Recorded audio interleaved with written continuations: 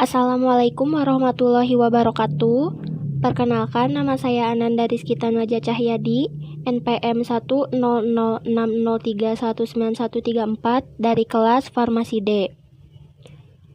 Pada kesempatan kali ini, saya akan menjelaskan materi tentang surfaktan. Terdapat 3 bahasan yang akan dibahas. Yang pertama, prinsip HLB, yang kedua, Gibbs adsorption, dan yang ketiga, potensial zeta. Yang pertama ada prinsip HLB. HLB adalah singkatan dari hydrophilic lipophilic balance, merupakan nilai untuk mengukur efisiensi surfaktan. Semakin tinggi nilai HLB surfaktannya, maka semakin tinggi nilai kepolarannya. Dan sebaliknya, semakin rendah nilai HLB surfaktannya, maka semakin rendah kepolarannya. HLB dapat berpengaruh terhadap kestabilan suatu sediaan emulsi.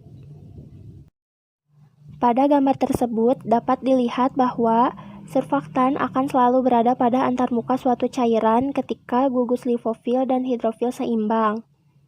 Tetapi, jika surfaktan memiliki gugus hidrofil yang lebih besar atau memiliki kepala yang lebih besar, maka ia akan berada di fase air dengan nilai HLB yang tinggi, contohnya twin 80.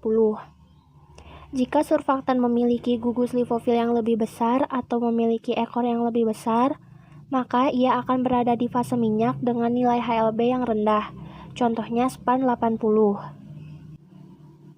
Maka, agar surfaktan berada pada antarmuka cairan, harus dihitung terlebih dahulu nilai HLB-nya, seperti gambar pada slide. Untuk menghitung nilai HLB terdapat 2 cara, yaitu cara substitusi dan cara aligatif. Cara substitusi yaitu dengan memasukkan nilai-nilai parameter yang diketahui ke dalam persamaannya. Sedangkan cara aligatif yaitu dengan operasi pengurangan silang dari parameter yang telah diketahui. Selanjutnya, Gibbs adsorption. Gibbs adsorption adalah persamaan yang digunakan untuk menghubungkan perubahan konsentrasi komponen yang bersentuhan dengan permukaan dan tegangan permukaan, menghasilkan perubahan yang sesuai dengan energi permukaan, di mana konsentrasi dari surfaktan yang membantu adsorpsi pada suatu area dari kuatnya tegangan suatu permukaan. Bisa dilihat pada gambar tersebut terdapat fenomena tanah yang sangat kering. Dan tanah yang sangat kering ini bersifat hidrofobik atau anti air. Ketika tanah yang sangat kering ini disiram oleh air, air tersebut tidak akan terserap oleh tanah karena bersifat hidrofobik atau anti air. Air tersebut akan tertahan dan membentuk tetesan dengan sudut kontak yang besar. Ketika surfaktan disiramkan pada tanah kering tersebut, gugus lipofil pada surfaktan akan berikatan dengan gugus lipofil yang berada di permukaan tanah, sehingga sudut kontak pada tanah akan mengecil dan ketika disiram dengan air pada tanah, daya serap air akan meningkat karena sudut kontak mengecil. Surfaktan dapat bertindak sebagai pembasah karena dapat menurunkan sudut kontak antara permukaan padat dan cairan pembasah. Semakin kecil sudut kontak, maka semakin mudah zat tersebut untuk dibasahi. Yang terakhir ada potensial zeta.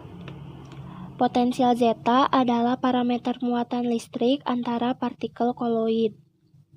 Yang disebut sebagai zeta potensial adalah area yang menunjukkan adanya beda potensial antara strand layer dan diffuse layer dari koloid. Semakin kecil nilai potensial zeta, maka semakin tinggi gaya tarik-menarik antar partikel sehingga terjadi flokulasi atau peristiwa penggabungan koloid dari yang kecil menjadi besar. Semakin besar nilai potensial zeta, maka semakin rendah gaya tarik-menarik antar partikel.